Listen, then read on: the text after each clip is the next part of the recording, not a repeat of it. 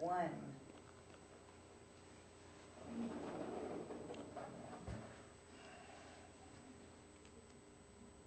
Hi, I'm Glenn Maurer, and we're here today on The Next Step. Bud Booth is out of town for a while, so I'm hosting the show today, and we're going to be talking about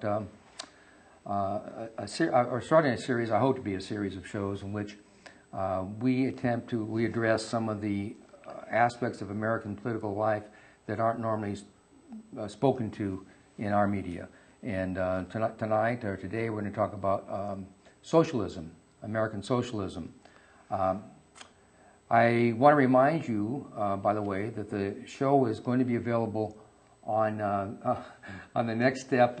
You can watch it on Ustream, and the best way to go to the Ustream is to just look up Ustream The Next Step TV SB, and you'll see this show available there among other shows that have been saved from the past episodes.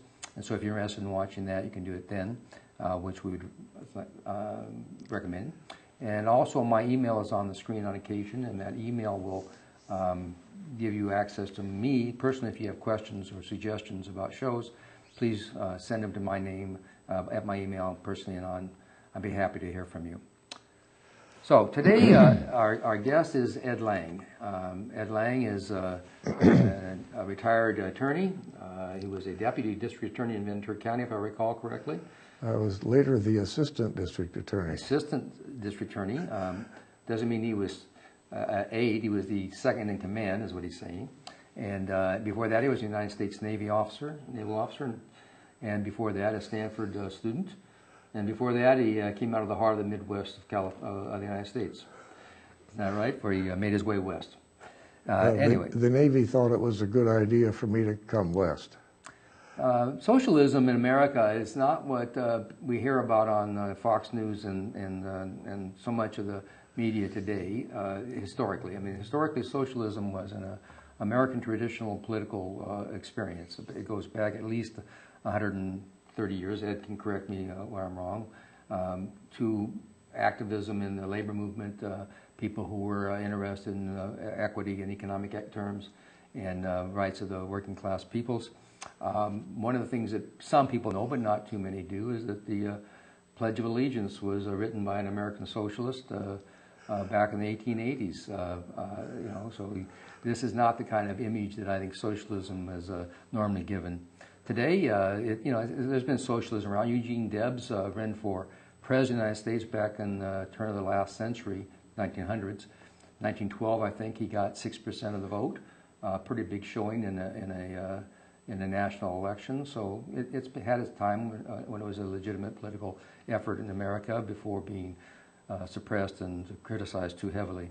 But it's confusing, Ed.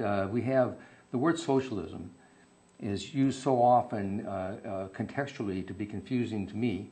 So you have National Socialism, you say the Hitler, or you have Soviet Socialism, which is Stalin and the communists, or you have democratic socialism, or you have Christian socialism, or you have other forms of social democrats such as you titled yourself.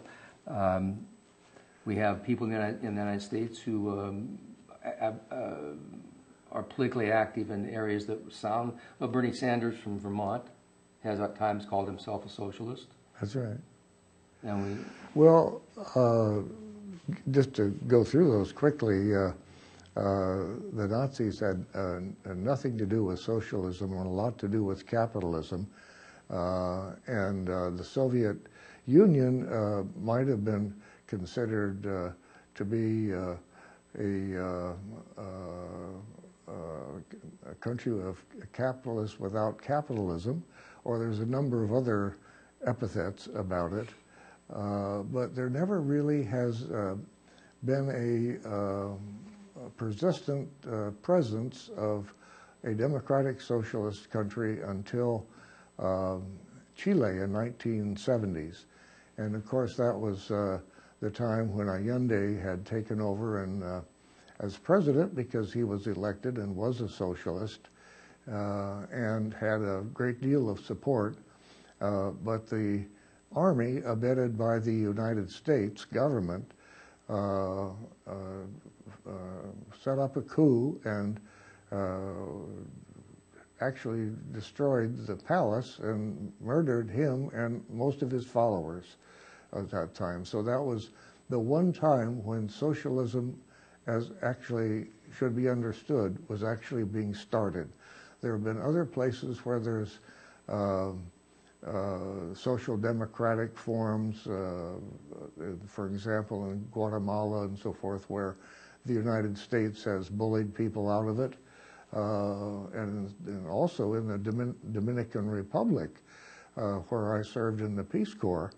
They actually were trying to set up a social democratic government, and Camaño y Deño was the leader of the military there, and the United States sent in the Marines to prevent it. So it's something that the United States has globally interfered with so as to not allow it to be established. Is there a, I'm a little, I'm not quite surprised, but I'm a little off-center a bit about the idea that you think the only place in the history of the 20th century at least and longer that a democratic socialist system has been implemented at all was in Chile. What about what we tend to think of, I generally think of as the democratic socialist experiments in Europe, especially in the north of Europe, where you have. Well, these are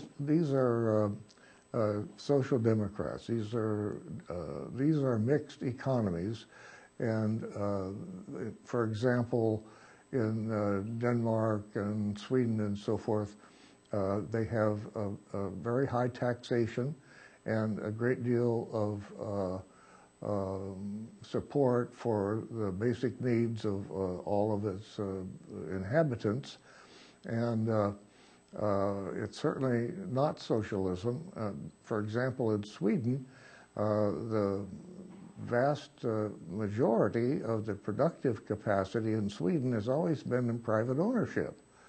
So people use the term, and it was particularly so in Europe, because socialism is a term that people tend to favor, and it was their preference in the way they titled their parties and so forth. But they're very much mixed economies, very capitalist-based, and they've certainly brought a better working and living life for many of its inhabitants. But it's not what we're talking about. What we're talking about is social ownership of the means of production.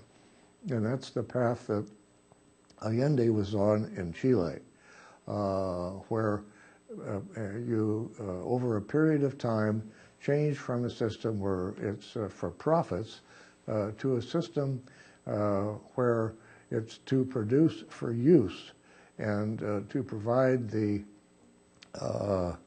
abundant essentials of a full life and a full opportunity to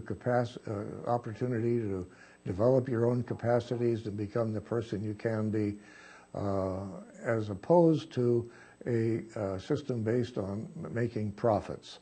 And we think now that since even the Pope has recognized that capitalism is a failed system, a drastically failed system, that the more people learn about it, the more that we're going to find people want to take that course. Well, that's well, I was going to get to the Pope's most recent criticism of free enterprise rapaciousness, I suppose would be the polite word for it, and his prediction that it might bring the downfall of Western society. But I'm curious, going back to your earlier analysis, is there any place in the United States where the kind of socialism, social democracy that you're envisioning has ever been tried? Some people say religious communities have, on a small scale, historically, they would survive for a period of time. Amana or some of the religious groups would share, but they withered away, has been the criticism. Is there anything in the United States that where a community has actually practiced for a period of time, a long period of time, a social democracy that you would recognize? Well, I of course, am not focusing on social democracy. So Or, I'm sorry, I have to get the language right, democratic socialism. On socialism, and they really can replicate a part in terms of their own living forms. That is, they can and have done. Some of the most successful places, I think, have been religious, where they all share everything, but they're still living in a capitalist economy. So it's impossible for them to step out of the capitalist system, even though many efforts have been made on a small scale to live on a sharing basis. Now, I don't know that we have to be that kind of religious community oriented in order to start to establish a socialist society. Well, I don't think it has to be religious. I know that there have been efforts based on a commonality of religious thought to gather people together and create what I thought might be democratic socialism. But I'm curious about your impression about that. Is there any middle ground where, in your view of appropriate economic model, free enterprise or private ownership fits with a socialist government? Well, I think it depends on how far down the path you go. I think that in order to even approach building a socialist society in the United States, we need to have a mass movement. And this is a movement which has to be, of course, democratic, and probably based on very small units. And I think maybe starting with the churches, there are many churches who have a kind of egalitarian orientation, both towards their lives and toward the economy and the politic. And I think that that's the start, to actually educate ourselves about what capitalism does and what socialism does, and then utilize the democratic process to build beginning forms. In fact, sometimes we talk about non-reformist reforms, so that they are reforms that can actually be used in a later changed society, such as living together or on a cooperative basis, if not together, forms that you can carry into a more complex society, and that would be the start. Well, but as a start, I understand sort of a structural, I don't understand. I begin to grasp the kind of structural change you think is necessary. But as a practical matter, is there anything in American political life, government ownership, employee ownership, that it will be could be a transitionary model between this free enterprise love affair we have in this country right now and a better, more equitable distribution of the economy? Yes, Richard Wolff, for example, who's a Marxist economist and broadcasts on KPFK, is very big on co-ops, and co-ops he thinks are a good start, where people in a workplace have a democratic form and who produce under their own rules, under what they see as is important and the way they want to, their working conditions and the pay for each other and so forth. And to develop all those kinds of cooperative and small-scale things would certainly be important as a start. But, you know, people sometimes talk about nationalizing big industries, and there is a tradition in socialism talking about socializing the commanding heights of the economy. as a starting place. But the thing is that socialists want to bring a different way of living and a different way of holding the property. They want... wait, are you saying different than the idea of just nationalizing a corporation or a business? Yeah, let me explain. If you can, for example, in Britain, excuse me, at one point they nationalized the railroads, but they didn't go beyond that. It didn't matter whether a capitalist signed your paycheck or a socialist signed your paycheck, it was still the same. So if you nationalize, you also want to socialize the way the work is done and what is produced. That is, you have a worker determined pathway to exactly what is produced and for what reasons and for what publics, and to establish a truly democratic workplace and a fair pay for all people, so that you really change from the capitalist system in that fashion. Recently, this last few weeks, a woman named Kashama Sawant was elected to the city council in Seattle, and she says she's a socialist and ran as a socialist, was known to the voters as a socialist. A quote that she had in the paper said, which I offered to you in light of what you were just saying about how you choose what to produce. We don't need the executives. We need Boeing to be under democratic public ownership by workers, by the community. Who would determine in either of these scenarios, the workers, as I think I heard you say, or this somewhat public ownership concept that she's speaking to, whether or not Boeing made planes, made 747s or whatever? I mean, is this something that would rise from the employees up as to determine what product is being made? Or isn't there going to be some necessary leadership to choose what products are appropriate?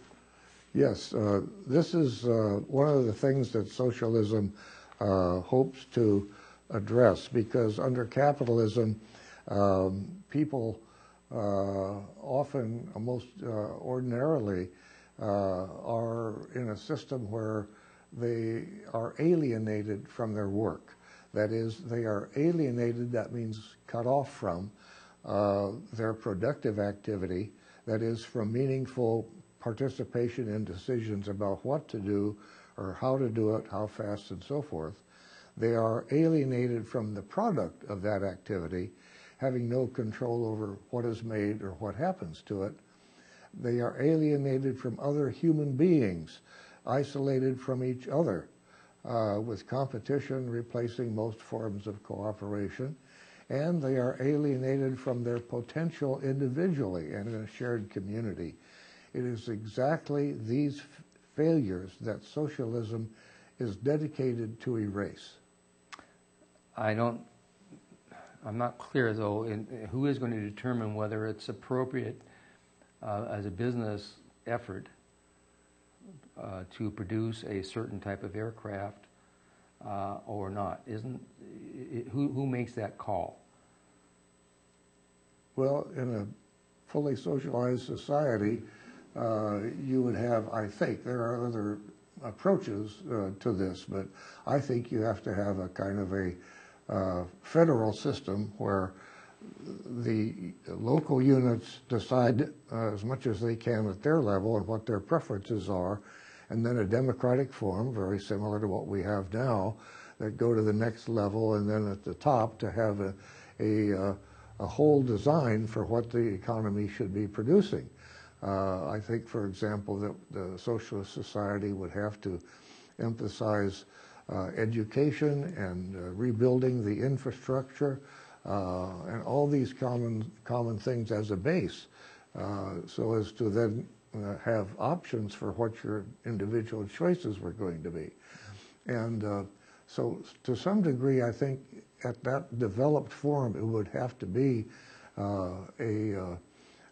central planning, but central planning that is thoroughly democratic as it goes down to the grassroots.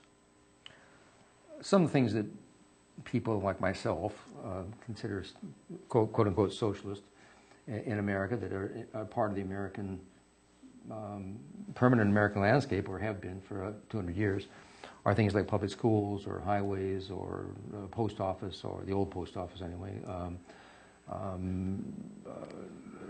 sewers, sometimes public utility generation. These are owned by the general community and produce products for the general community's use, and they don't attempt to make a profit, quote unquote. Are those a form of socialism that we just don't see in America? Well, those are steps that would be taken and are utilized now toward that kind of a larger society. And as you say, people sometimes say, well, people on the right say, well, socialists want to have all these undemocratic things, and yet they may benefit very much from municipal ownership of certain things. And that is a way within a capitalist society to perhaps control some degree of the working conditions and the pay and the charges that are made to consumers. Well, to me, I just don't think the general public is aware because it's so familiar to them, because it's so traditional to have this utility do your X, Y, or Z, your sewer system.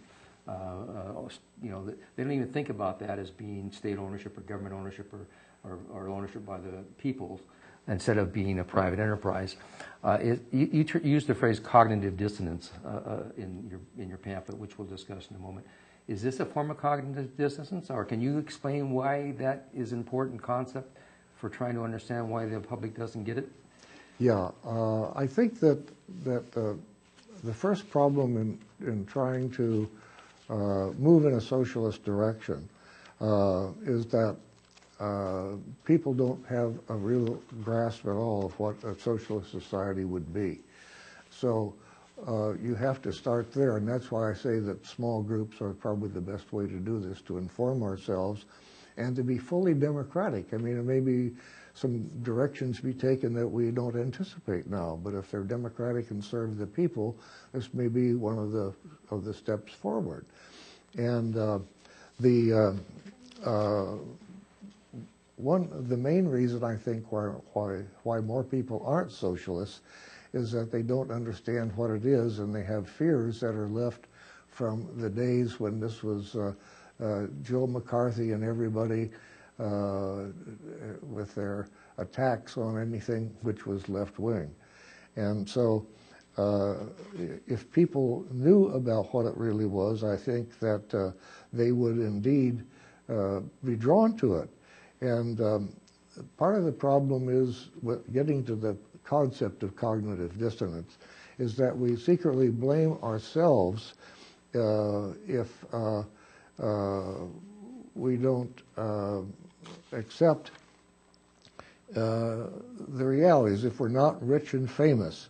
If we believe that in the order of things we deserve what we got, and from the very effective false teaching of utopian capitalism that everybody can be a millionaire if they deserve it.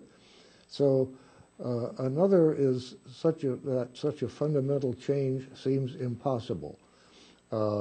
Millions of people see the flaws already, the cruelties and the injustices of capitalism, the rampant unemployment that we have now, but they may not have thought about this in a systematic way and fear that the problem is too big to do anything about. So to this I quote Margaret Mead, that never doubt that a small group of people, thoughtful, committed citizens, can change the world. Indeed, it's the only thing that ever has. And so to explain the term, cognition is another term for knowing. And every day we learn uncritically how the capitalist world works, even if we don't even know what capitalism is. This is the default setting. This is the mainstream, the way the world is. And when we see that this world doesn't provide for the humane values we have been discussing, and that a socialist framework can, two ways of understanding now conflict. If